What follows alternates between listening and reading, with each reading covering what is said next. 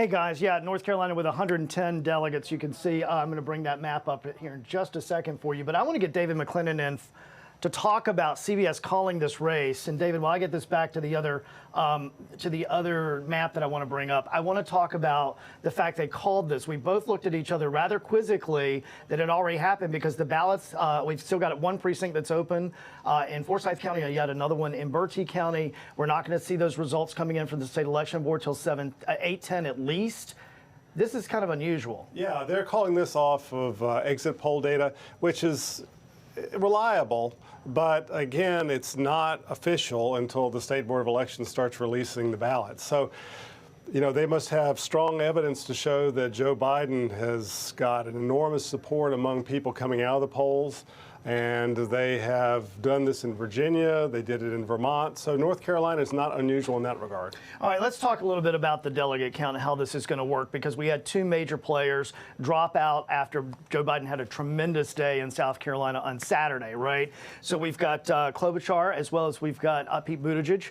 Both dropped out just yesterday endorsing Joe Biden. What does this mean for North Carolina with 110 delegates? Well, North Carolina, if you look at the overall map, you see we're the third largest number of total of delegates.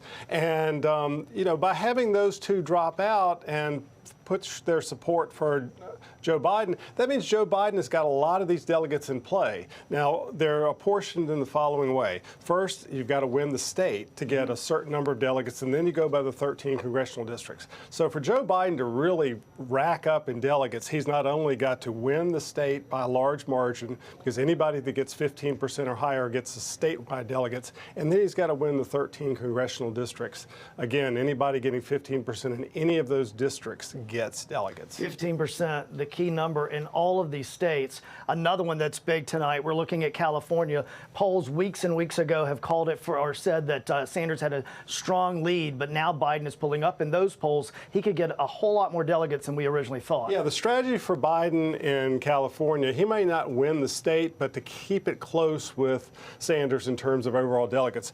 Because again, California is the mother lode in terms of delegates, Texas, then North Carolina. So the idea, Joe Biden should do well among the southern states, not so well in the Northeast. So the real states where he's trying to keep up with Sanders, close in California and maybe win Texas. Hopefully soon we're going to see what these numbers actually look like in Virginia. That was another race called immediately after the polls closed for Joe Biden. It's going to be interesting, though, to see those numbers if Sanders pulls any delegates out of that, if he hits that 15% threshold. Yeah, because there are key areas of Virginia that are sort of Sanders areas around the Charlottesville area, the college campus kind of areas, but good Biden areas down on the Tidewater part of Virginia and also in Northern Virginia. So it's a state that Biden should pull a lot of delegates out of. But Sanders and maybe Bloomberg could pull a few delegates out of Virginia as well. All right, we're going to come back in just a little bit and talk about redistricting. In the meantime, I'm going to send it back to you guys. Hopefully get some of those Virginia numbers in sooner than later, guys.